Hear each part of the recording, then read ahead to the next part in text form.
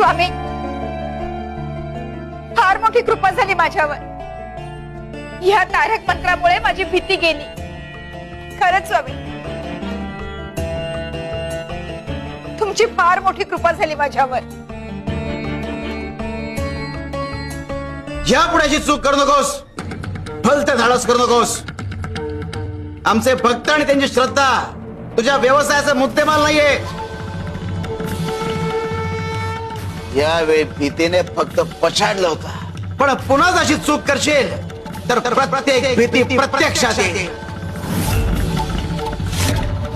नाही स्वामी, मी पुन्हा असं काही करणार नाही. मी वचन देते तुम्हाला.